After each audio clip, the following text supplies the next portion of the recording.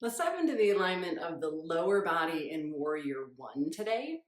It's one I can really nerd out on anatomically because I think that the small adjustments here and the way that we cue it can make a really big difference in our bodies and for our students and how they experience the pose. Small changes go a long way here.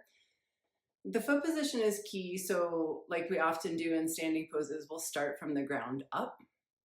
The foot position, the stance with what the back foot's doing, why that relationship between the feet and the pelvis is a little more nuanced than square your hips to the front of the mat. We'll also look a little bit at how this pose is different from Warrior Two, because it can be confusing to people and they're asking really different things in the lower body. And I think knowing that just changes how we teach it, how we experience it. Right, so let's give it a try on the mat. We've got a little puppy love to work with us today. So as we set up Warrior One, we'll look at a few different pieces with the feet, the width of the stance side to side, the length of the stance front to back, and the angle of the back foot. Then we'll also look a little bit more at what the hips are doing and how that's different from Warrior Two. And so if you are somewhere where you can do this along with me, I think it's really nice to feel it in your body.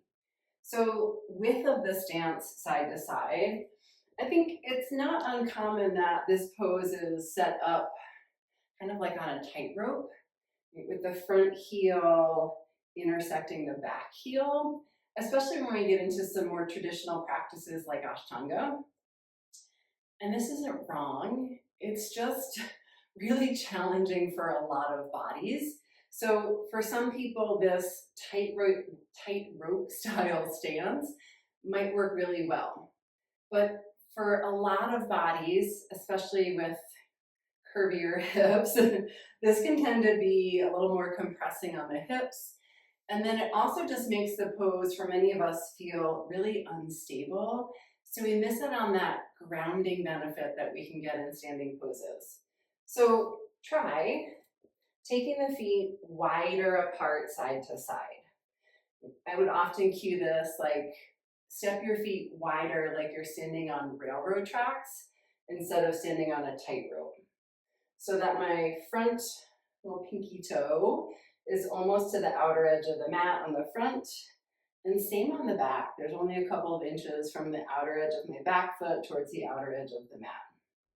Right. This gives my hips a lot more room and freedom to move, gives me some more rotation, and it just feels a lot more stable in my body so that I can ground down and then make adjustments from there. Okay, length of the stance front to back. I think so often we're coming into this from down dog, right? So there's the lift of the leg, step through. And then we're basically in this long crescent up on the ball of the back foot. Right, from here, I can't get my back heel down. Maybe some can, depending on, calf and flexibility of the Achilles. So I would cue to step the back foot in until I can get my back heel to the ground. And in general, giving people landmarks like that, right, step forward until, rotate until, just gives us a sense of where we're moving in the body and sometimes a little bit more kinesthetic feedback on those. Right, so I have a little bit shorter stance front to back than say Warrior Two, so that the back heel is grounded. Because then I can really get that anchor of the back heel. At the same time, I'm putting that weight into the front foot. Right, and it's going to look different for everybody. Some people have a really short stance in Warrior One. That can be the length of the Achilles, flexibility in the calf. There's different things that stop us in this pose. But just finding where do I need to step forward until my back heel can connect to the ground. Okay, third here with the feet. Right now, once I step forward, root the back heel, then I want to take my back foot. We usually give this as a really simple cue. Turn your back toes towards the long end of your mat, just an inch or two. Often have people do this even before they come up, right? So step forward until your back heel comes to the ground. And then turn your back toes towards the long end of your mat, just an inch or two. For a lot of people, this is about a 45-degree angle if you like angles as landmarks in the body. Okay, so I've got front foot forward, back toes angled out, back heel rooted, and a wide enough stance side to side that the hips have room to move. We'll get there. And that the pose feels really grounded and stable. And again, it's going to look different in every body, but if you tell them why we're doing this, it can also help people play with it in their body. So real quick, just let's look at the difference here, warrior one to warrior two, because I think there's a lot of confusion for people between the two, right? Warrior two, I often do have that heel to heel or heel to center arch alignment. So the pose is a little bit more like a tightrope. Longer stance front to back. And big difference here, my back toes are turned out way further towards the long end of the mat, right? Usually not quite parallel in my body, just gives the hip more room, but almost. And the effect that has on the hips is that now my hips are opening towards the long end of the mat. There's much more external rotation, right? Outward turn in the back leg. So the pelvis is opening here. In warrior one, right, here's where we play with the hips. The hips are actually moving towards the front of the mat. And here's a cue that can get a little bit sticky. We often cue this as square your hips towards the front of the mat. And they are moving in that direction for sure. But because this back leg, right, I've turned the toes out, that creates external rotation of the back leg. And once that happens, for most bodies, the hips aren't going to come all the way square towards the front of the mat because the back foot is turning out. Right? Unlike crescent lunge, right? So both hips are facing forward, hips are in that neutral rotation, right? So that my hips are actually really square towards the front of the mat. Little different when I'm asking that back hip to rotate out. So you might offer this as move your hips towards the front of the mat, right? Or square your hips in the direction of the front of the mat, knowing that hips likely aren't going to all the way square, just depending on that amount of rotation in the back hip. Right? Again, everybody's a little different.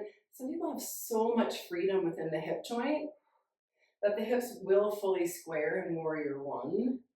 I think it's just nice to know that there's a big range in what we're working with, and that for a lot of bodies, we're working towards that without trying to force the hips in that direction with that rotation of the back hip. Right, so feet a little wider side to side, stable. Feet a little shorter front to back heel rooted. And then just that smaller turnout of the back toes. And those are really those big differentiators in the lower body of what we're doing in warrior one versus warrior two. And a lot of this is setting up that then I'm adding the back bend on top of the pose in warrior one that I'm not adding in warrior two. All right, so give those things a try, see how it feels. Let's go back and we'll wrap it all up with some of those cues. Okay, Let's just sum it up so our brains can organize all of that information. When you're aligning warrior one, start at the feet. The width of the stance side to side. Is there enough room so the hips aren't feeling compressed? There's room for rotation. Is the back heel rooted, connected so that there's stability in the pose? And are the back toes turned out just an inch or two towards the long end of the mat? So you're getting just that slight, maybe 45 degrees of external rotation at the back hip, right? And the hips, right? Is there any strain within the hips, the pelvis that feels like we're asking a little bit more of that rotation today than it wants? So that's where we're working with square the hips towards the front of the mat, knowing that they might not come all the way in that direction. So some cues to play with here. Take the feet hip width apart or wider. Think railroad tracks instead of a tightrope, and see if that gives the pelvis more room. You point your front toes forward. Turn your back foot just a couple of inches towards the long end of the mat. Press the outer back heel down. Feel that anchor of the pose.